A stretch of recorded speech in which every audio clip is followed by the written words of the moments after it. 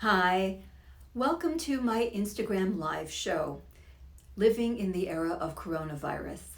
I am Dr. Felice Gersh, your integrative physician located here in sunny Irvine, California, coming to you a couple of times a week to tell you and educate you and hopefully entertain you a little bit about what you can do to optimize your life, your health, your future during this really crazy time, the era of the coronavirus. Well, it doesn't seem it's going away. Well, maybe if we get a vaccine, but that's still not quite sure. But they're working on it fast and furiously. So cross fingers that that will be safe and effective. But in the meantime, with no security there at this point, we have to do what we have to do to stay healthy. Well, what about the elderly? We know that certain groups are at particular risk of death from infection with this novel coronavirus. What groups are they, and what makes them unique, and why are they so vulnerable? Well, people who have obesity, hypertension, cardiovascular disease, diabetes, and the elderly. So, what makes these people, at such great risk of dying if they get infected with the coronavirus? Each one of those contains a problem within their body called chronic systemic inflammation. Well, for younger people who have obesity, diabetes, heart conditions, and so forth, well, there's something we can do about that if they're willing. You can change your diet. You can start exercising. You can go to bed. You can do all the lifestyle things that have been shown to be effective to actually lower this chronic systemic inflammation. Now, why does that matter, chronic systemic inflammation? Well, when that happens, it means that your immune system essentially is stuck in the on mode, but not really getting you anywhere. So think of it in terms of a car. What if your car was in park, but you kept pressing on the gas? Well, you're damaging the car eventually. You're using up the gas for sure, and you're running the motor, but you're getting absolutely nowhere. That's kind of what happens when you have chronic systemic inflammation. Your inflammatory processes are ongoing, unrelenting, and totally pointless. In fact, downright harmful. Well, what does that have to do with getting older? Well, you can imagine people who have obesity and hypertension, that there's something going on in their bodies, and we are going to address that more in a separate Instagram live. But what do they have in common that creates this chronic inflammatory system going on in the elderly? Well, there's something that we call immunosenescence. That means aging of the immune system.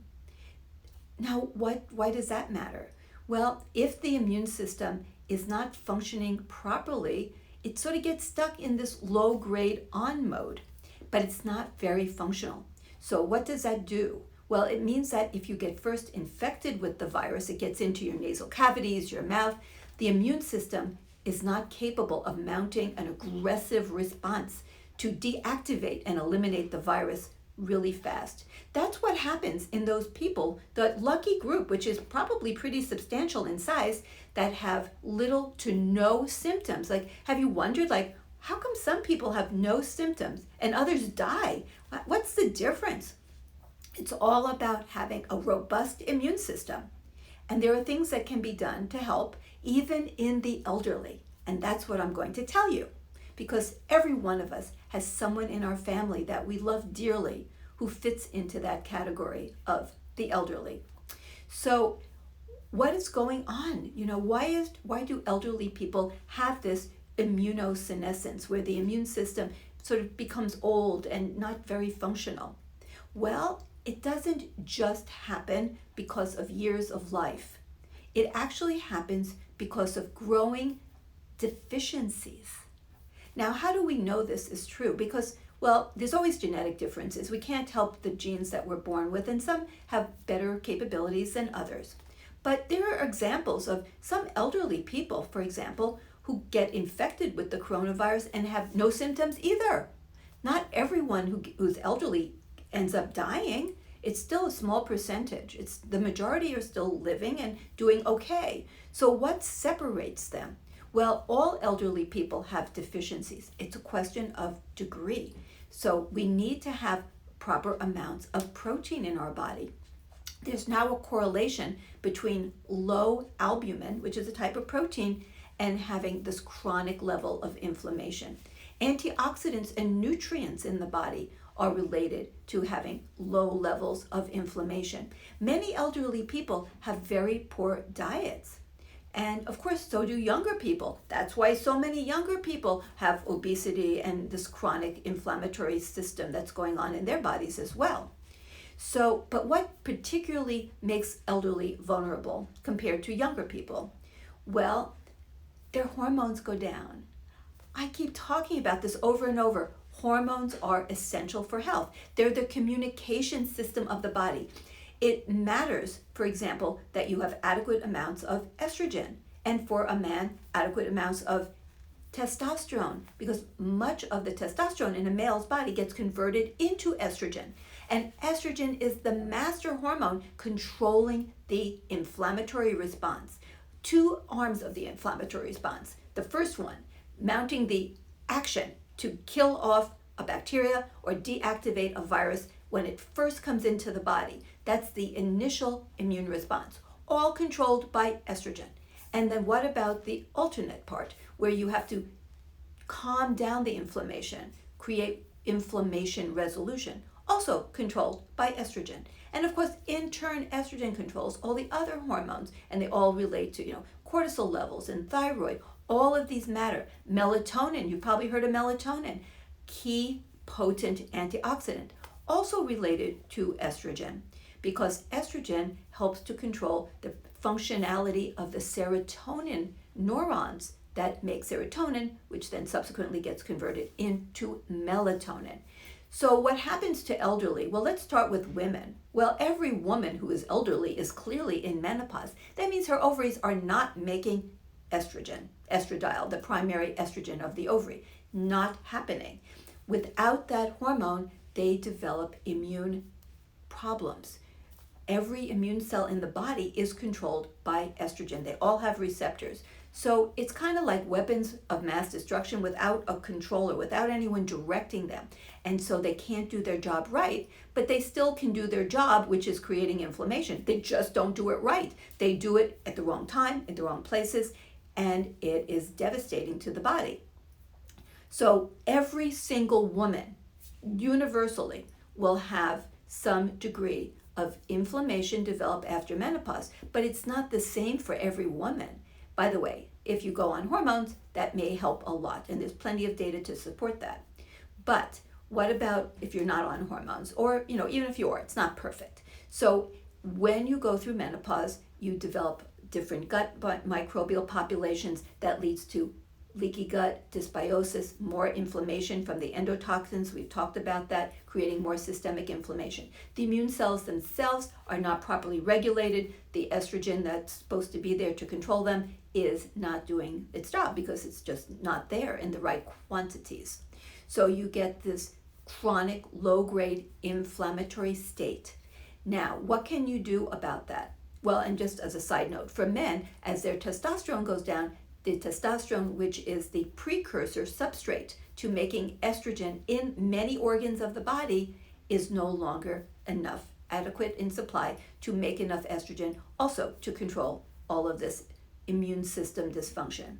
So now you have an immune system that doesn't have the proper controls and is creating inflammation. So what can you do? You can't control your age. So you can control what you eat. You can control trying to go to sleep and working on proper quality sleep. There's many things that we can do. We've talked about a lot of them.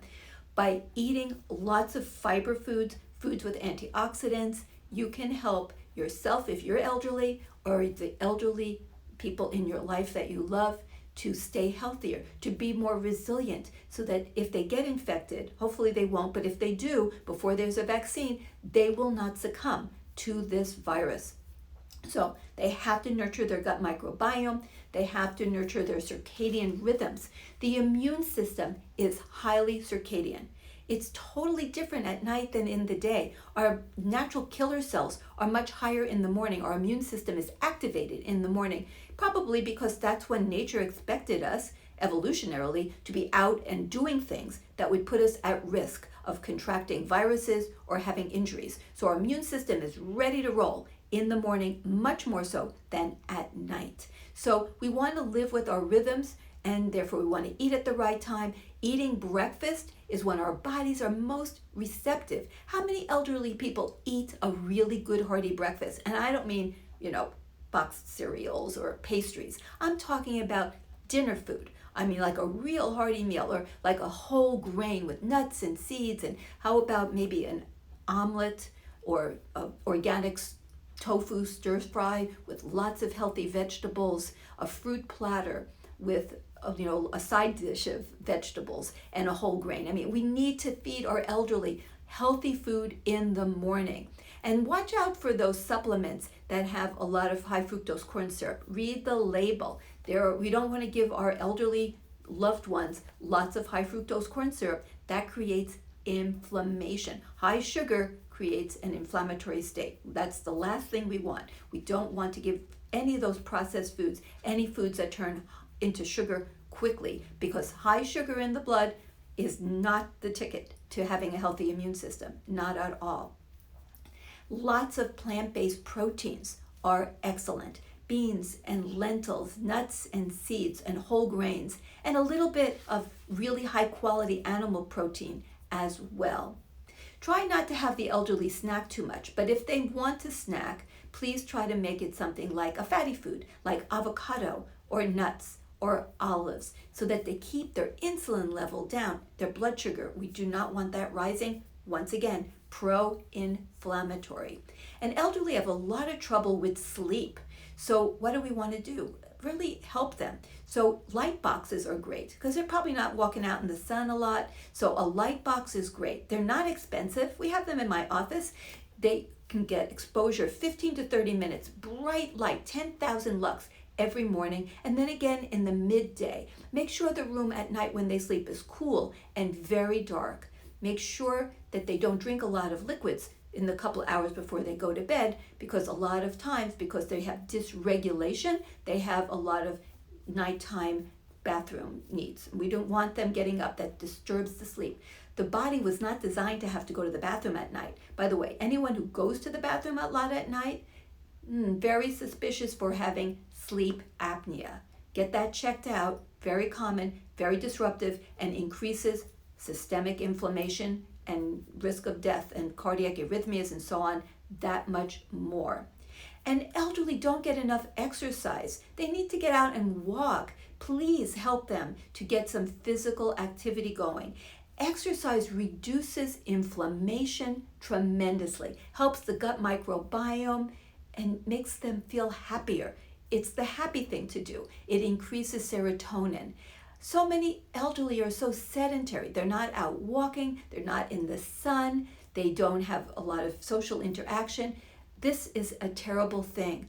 We're taking a lot of elderly who are living in nursing homes or assisted living facilities, and what are we doing to them? We're putting them in isolation. That's what they did to like prisoners at war. The last thing we want is to create social isolation. I have heard so many stories from my patients where their parents have living in assisted living. They put them in isolation. They make them stay in their rooms and they bring them their meals there. They're not allowed to socialize. They're not allowed to do anything. I think this is dangerous in so many ways. At the very least, why not create little families and talk to the assisted living facility and say, what if they're all the residents are pretty isolated? Why not put them in groups of maybe 4, like a family, and that group of 4 stays together. They don't interact with any others, but they get to eat together, to maybe watch TV or a movie or play board games or card games. 4, they can play bridge. Let them have some social interaction. We cannot go to such extremes of putting our elderly at risk for so many mental problems, depression, and sticking them in isolation when they're living in assisted living or a nursing facility. we need to look at who's bringing in the virus. They're not bringing it in. They're there. They're not going anywhere. So it's the people coming in, like visiting nurses and so on. A lot of the facilities now are going to virtual. But then, of course, that means even more isolation. But it's the staff that's bringing it in. They're the ones that need to be very careful. That's where we desperately need testing. If we knew, as much as is humanly possible, that the staffs in these facilities did not bring in the virus, then the residents would be so much safer. But there hasn't been that kind of testing, and we know that most of the residents are vulnerable because they're doing all the things that lead to chronic level inflammation, basically a dysfunctional immune system. This is devastating. So what, again, must we do? We must allow our elderly people to have love and relationships in their lives. They can't just be put in solitary confinement. They will wither. They will have heart attacks and die, even if they don't get coronavirus. We have to make sure they stay connected. Hopefully, you have a relative that can be with other friends who are also in isolation, like to team up so that they become a family. So a family isn't forced to stay in separate quarters in their homes and wear masks and never interact. It's like a little group together. Now we realize that if someone gets the viral infection, they can bring it to the others. That's why it should be all people who are socially distancing together and they can connect together. We cannot torture our elderly by putting them in social isolation to the point they're basically in solitary confinement.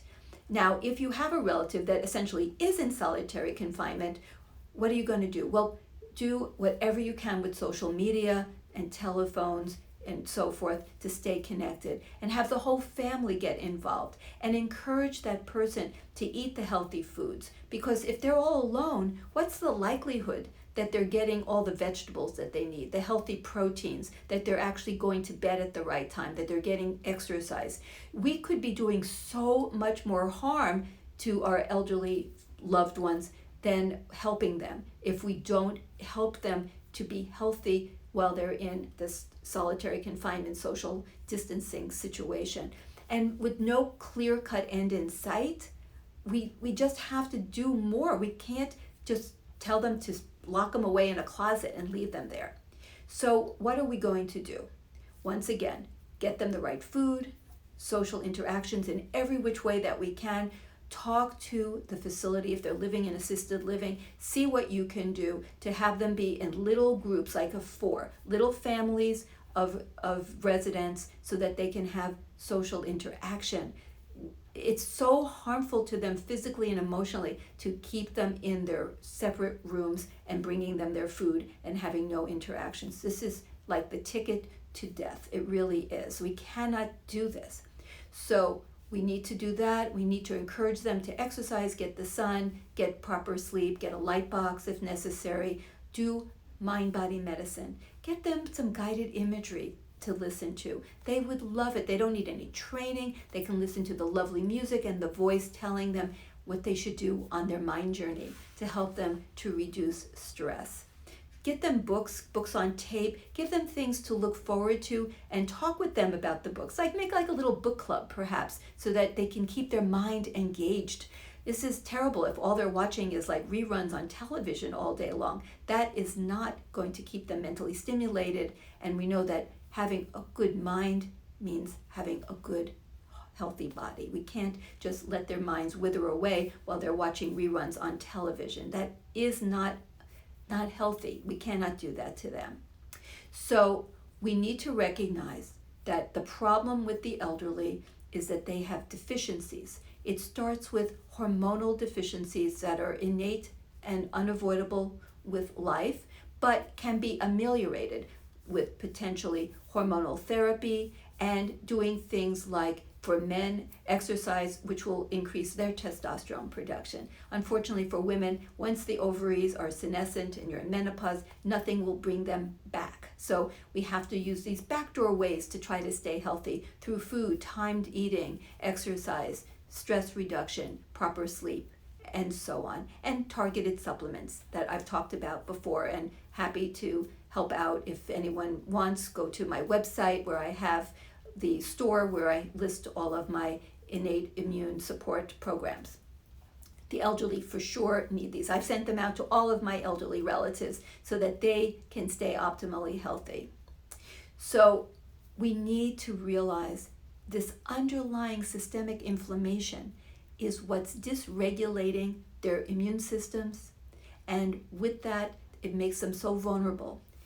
When the virus comes in the body, you need a robust immune system to activate, to go and deactivate the virus, isolate it, and then basically phagocytize, eat it up, get rid of it. And that can be done locally. That would lead to no symptoms and a happy outcome.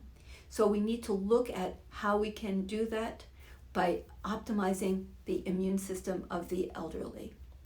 Then as well, once the immune system is activated and hopefully the virus is eliminated, then the immune system has to calm itself down. That is such a problem. Both sides of these are problems for the elderly. Their initial immune system does not have a robust response to the infection, so they can't contain it. And then their immune system is stuck in that on mode, so it doesn't downregulate to go into quiet resolution state. So they stay in that upregulated end. That can feed on itself because of the mechanism of the coronavirus. The way it gets into the body is by disrupting the immune system's response to inflammation, the resolution phase. So the immune system is hijacked by the coronavirus to prevent proper immune resolution of inflammation. So we have to do everything we can to help them to optimize their health. So I know it's difficult. We all love our elderly relatives and friends. We have to be there for them because our society hasn't really given very many options. They just say, what's the solution that's being given, dished out to the elderly? Go and stick yourself in a room and close the door. Come on, nobody can live that way. We have to help them to stay socially connected, to stay healthy and vibrant, and feel like they're still part of the society. So let's all think hard and work together to help our elderly to live out the rest of their lives with optimal health and happiness. Now, I have a couple of questions I would like to answer. Oh, here is one, very important. What's some signs of depression in the elderly? Remember, everyone is kind of depressed with what's going on. If you're not, give me your secret because it's a little bit depressing living in this era of the coronavirus. Well, what about elderly depression? Well, they will have typical signs like sluggishness, lack of energy, poor sleep, altered appetite. Sometimes they'll have food cravings and other times they will lose their appetite altogether. They'll distance themselves, like withdraw and not even seek out any interactions. And we know that suicides occur in elderly. Don't think that they're immune to suicide. So it is so important. I'm so glad that question was asked. Depression in the elderly should never be ignored. Definitely try to feel out your elderly relatives. How are they handling this? How are they doing? It would be tragic to have both suicides or even just severe depression, because that is a terrible way to live. And here's another question. How can you do safe visits? Well, that is a challenge. I can tell you that I visit, along with my husband, my 101-year-old mother-in-law. We visit every weekend. And we've worked it out with the facility where she lives, which is just a small home, a little residential house, and she has a separate entrance. And what we do is we have them bring her out in a wheelchair. We wear masks. And we just take her out. We don't actually even go into the facility where there's just like 3 other residents. And we wear masks and we do some social distancing. And we take her out in the wheelchair for a walk all over the neighborhood on the beautiful days here in Southern California. And we look at the neighbors' yards. We look at the flowers and the trees and we talk and, we show videos on the phone. We just hand it and we're very careful and it's been fabulous. We get to communicate, we get to see, and hopefully it won't be that much longer that we could set up maybe a picnic table in the yard or in the front driveway, and then have of the house where she lives, and maybe have a lunch. Maybe we set up 2 tables, a little bit apart, but then we can bring in some food from her favorite restaurant, California Pizza Kitchen, and have some lunch together. We're working on that. So you have to be innovative and creative. How can you deal with this sort of thing? Now, you have to, of course, wear a mask if you're interacting with your beloved elderly relative. You must wear a mask because they're the ones that are at risk of catching it from you. If there is availability, get an antibody test. They're available now where I am. I think they're available everywhere. At least you can know if you've had the virus. So that would be helpful. If you have, and it's a reliable test, please be sure it's reliable or don't do it, because there's a lot of really crazy tests that came in from China that were never tested. So I'm working with the major laboratories to get my testing done for my patients. But you get the test and it shows that you do have antibodies, then, well, number one, did you have it recently? Remember, they're finding now that people can shed the virus for several weeks, like 6 weeks after the infection. So that needs to be kept in mind. If you just recently had an infection, maybe you want to keep your distance. And wait, it's horrible to think about it, but maybe wait another month before you go and visit until you know that you're past the time of being infectious. And then if you're not, then you know that you haven't had it, but you hopefully don't have it now, and you keep your distance, but you know that the odds are at least reduced. So at least, get the antibody. And then soon, hopefully, we can have rapid testing, and then people who visit the elderly can be tested and have a result back in like 10-15 minutes, and then we would know it was safe. But in the interim, please be careful. Do social distancing. Keep 6 feet away from the beloved elderly person. But that doesn't mean you cannot see them. This is particularly if they live in their own house. It's very difficult in assisted living and nursing homes now. They're not allowing any visitors because, well, those are some of the rules. So that's really a problem. So you definitely want to see what you can do. If you can't go in and they can't go out, then what you need to do is do what you can with social media, doing FaceTime and WhatsApp and so on. And let's hope that they will stop putting people in complete isolation. It's a real challenge. No one has the real answer, because we know that once the virus takes hold in a nursing home, the incidence of infections and high rates of death seem to be pretty universal in the way things come out.